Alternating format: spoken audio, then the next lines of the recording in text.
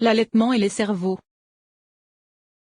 Nous savons déjà que Zahir Anpin ne possédait que 9 séphirotes, Malkout le complétant à 10 séphirotes. En vérité, Malkout qui est la femelle de Zahir Anpin possède en elle 10 séphirotes car elle contient, disent Malkout. Ainsi, le corps de Zahir Anpin devait contenir 9 séphirotes complètes, et il se divisa en 3 aspects, un extérieur, un intermédiaire et un intérieur. Ainsi, chacun de ces 3 aspects contenait 10 séphirotes, et chacun de ces aspects contenait 3 séphirotes. Comment? L'aspect arrière fut appelé Netza, Od et Yesod de Zahir Anpin. Le sujet en est qu'il ne peut y avoir des parsouf s'il ne contient pas 3 axes. Ainsi, Netza contenait 10 séphirotes, mais ces 10 séphirotes contenues en elle n'étaient pas complètes car chacune ne contenait que ses Netza, Od et Yesod. Il se trouve que la séphira Netza de Zahir Anpin contenait 10 séphirotes qui sont Okma, Bina, Da'at, Ezed, Gebura, Tiferet, Netza, Od et Yesod. Or chacune de ces séphirotes ne contenait que Netza, Od et Yesod. De même, la séphira Od de Zahir Anpin contenait 10 séphirotes, chacune d'entre elles ne contenant que Netza, Od et Yesod. De façon identique, la séphira Yesod de Zahir Anpin contenait 10 séphirotes, chacune d'entre elles ne contenant que Netza, Od et Yesod. Ainsi, il se trouve que les 3 dernières de Zahir Anpin étaient 3 séphirotes dont chacune contenait 10 séphirotes ayant uniquement l'aspect de Netza, Od et Yesod. Grâce à cela tu comprendras pourquoi elles ne sont appelées que Netza, Od et Yesod car si elles contenaient l'ensemble des 9 séphirotes complètes en quoi seraient-elles différentes? Et pourquoi ne les appellerions-nous pas également Okma, Bina et Da'at ou Ezed, Gebura et Tiferet? Ainsi, bien que chacune d'entre elles contienne l'ensemble des 10 séphirotes de l'aspect de Netza, Od et Yesod, chacune se divise en 3 pour ces 3 parties. En effet, les 3 premières se trouvant dans Netza furent appelées première partie, les 3 centrales furent appelées seconde partie, et les 3 inférieures furent appelées troisième partie. Et en correspondance avec elles il y avait 10 séphirotes dans la Od de Zahir Anpin, chacune contenant uniquement Netza, Od et Yesod, et elles se divisèrent en 3 parties comme cela a été indiqué à propos de Netza. Et en correspondance avec elle il y avait 10 séphirotes dans la Yesod de Zahir Anpin, chacune contenant Netza, Od et Yesod, et elles se divisèrent en 3 parties comme cela a été indiqué à propos de Netza. Il se trouve donc que ces Netza, Od et Yesod de Zahir Anpin ne contenant que l'aspect de Netza, Od et Yesod, même dans leur particularité, se divisèrent en 9 parties. Nous avons donc là un parsouf complet qui ne contient que les aspects de Netza, Od et Yesod, et les 3 parties supérieures de Netza, Od et Yesod sont les Okma, Bina et Da'at de ce parsouf, leurs 3 parties centrales sont les Zed, Gebura et Tiferet de ce parsouf, et leurs 3 dernières parties sont les Netza, Od et Yesod de ce parsouf. Nous avons donc un parsouf complet de 9 séphirotes, toutes ne correspondant qu'à l'aspect de Netza, Od et Yesod. C'est pourquoi il s'agit d'un parsouf de très petite taille car les 30 séphirotes particulières contenues dans ce parsouf ne possèdent globalement que Netza,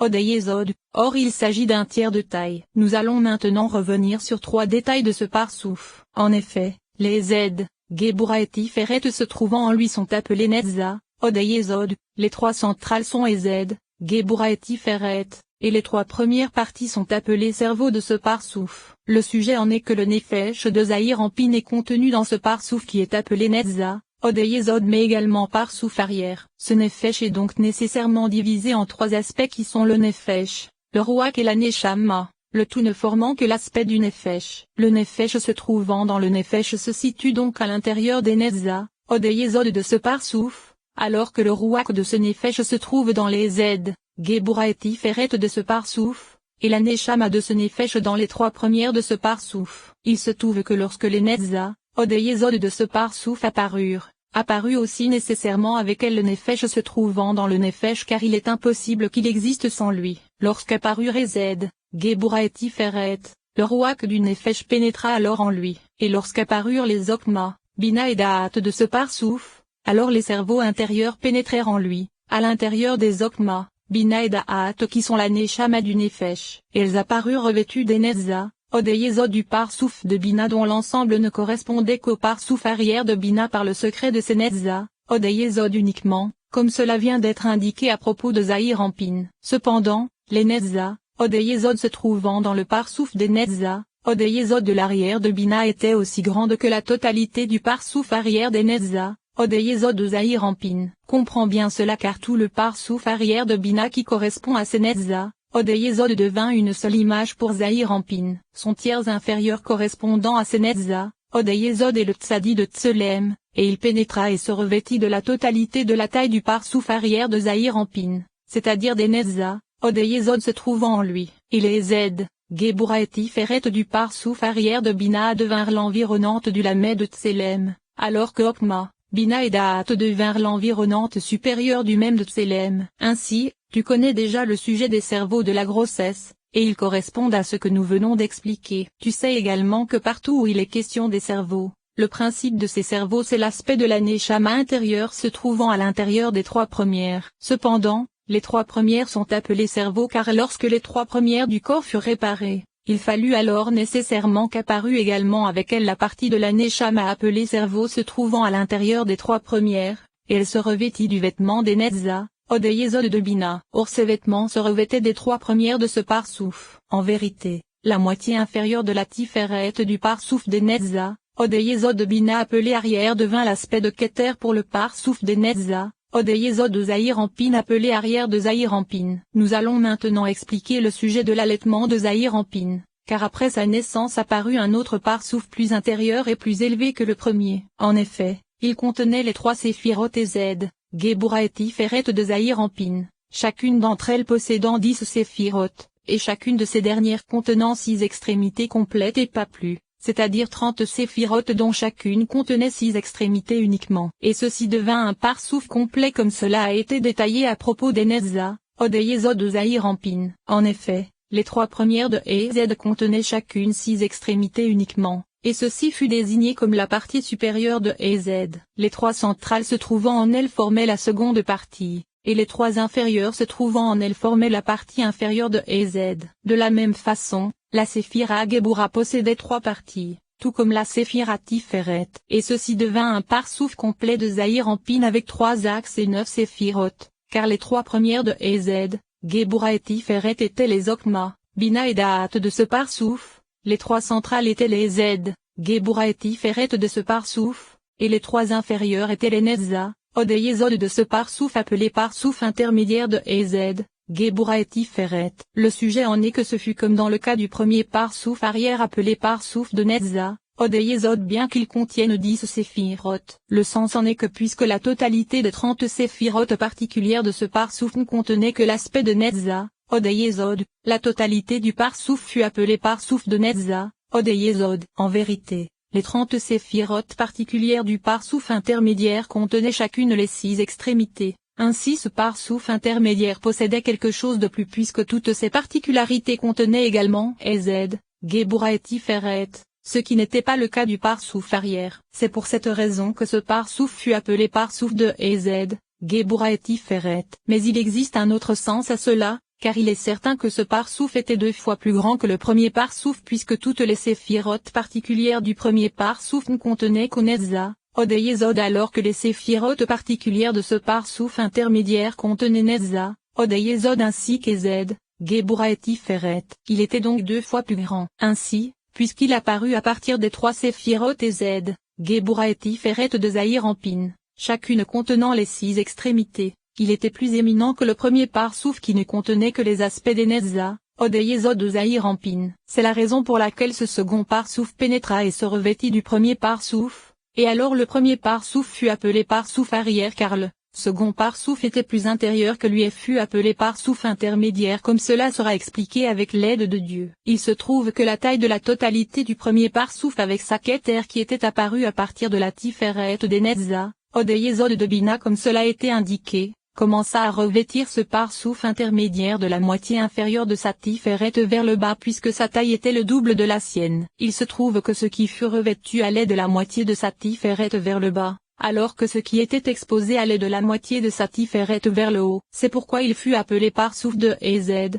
Gebura et Tiferet. Ceci s'ajoute à la première explication que nous avons donnée, c'est-à-dire que toutes ces séphiroth particulières contenaient les 6 extrémités. Ainsi, ce parsouf des Z, Gebura et Tiferet de Zahir-Anpin, c'est-à-dire son parsouf intermédiaire, est appelé parsouf de l'allaitement, et il se divise de la même façon que le premier parsouf. Le sujet en est que tout comme ce parsouf est 2 fois plus grand que le parsouf arrière, le parsouf intermédiaire des Z, Gebura et Tiferet de Bina est également plus grand que le Parsouf des Netza, Od et Yesod de Bina. Et la totalité de ce Parsouf des Ezed, Gebura et Tiferet de Bina devint une image pour le Parsouf intermédiaire de Zahir Anpin, de la même façon que ce fut le cas du premier Parsouf. Ainsi, la totalité de cette image est appelée image du Rouak de Zahir Anpin. Le même de Tselem correspond à Okma, Bina et Da'at du Parsouf des Ezed, Gebura et Tiferet de Bina, et c'est l'environnante supérieure du Parsouf intermédiaire, le Lamed de Tselem qui correspond à Ezed,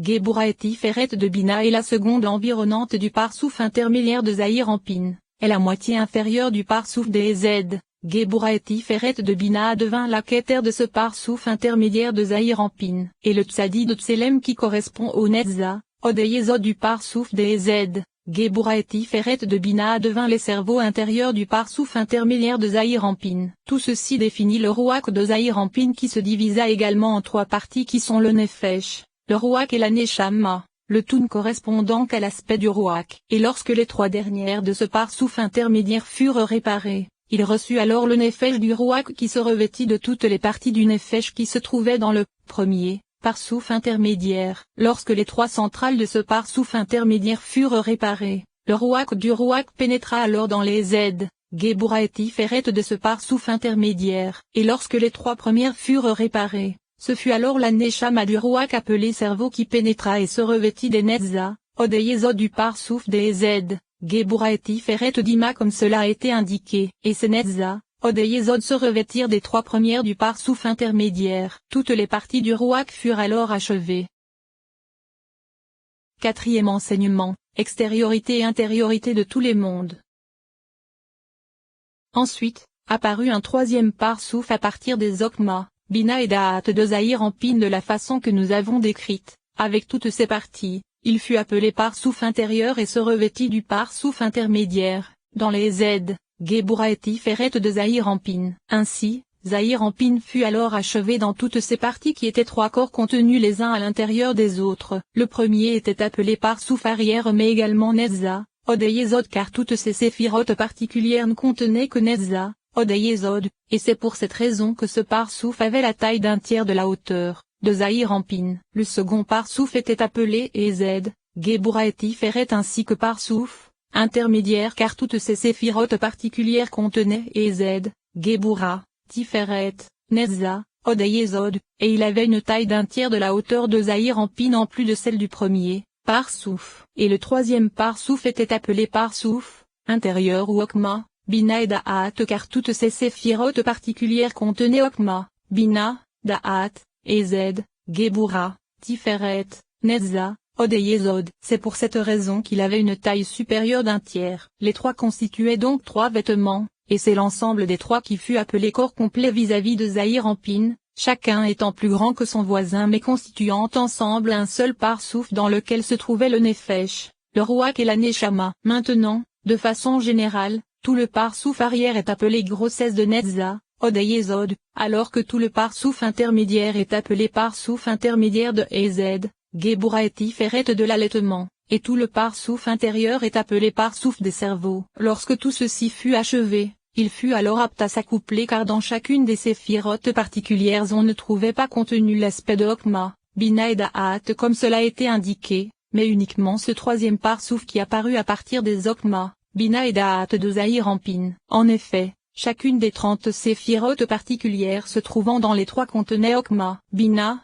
Da'at, Ezed, Gebura, Tiferet, Netza, Od et Yesod. Ainsi, il s'agissait précisément des cerveaux, ce qui n'était pas le cas dans les autres. Comprends bien cela. Il se trouve que la gorge du Parsouf général correspond à l'endroit où commence la Keter du Parsouf intermédiaire qui revêt donc la gorge du Parsouf intermédiaire. Car tout aspect de Zahir Anpin suit ce que nous avons dit du Parsouf intérieur le plus grand, est la moitié inférieure de la Tiferet du Parsouf général de Zahir Anpin qui est maintenant le Parsouf intérieur correspond à l'endroit où commence la Keter du premier Parsouf revêtant le second Parsouf, ce même second Parsouf revêtant le troisième qui est l'intérieur. Grâce à cela tu comprendras le sujet de la Neshama qui réside dans le cerveau, car il s'agit du Parsouf intérieur se situant en haut, dans ses Okma, Bina et Da'at, et c'est à partir de là qu'elle se propage dans la totalité de Zahir-en-Pine. Et le rouac de la Neshama se revêt du vêtement intermédiaire appelé cœur car c'est à partir de là que commence le second parsouf appelé rouac. Les deux descendirent donc revêtus l'un de l'autre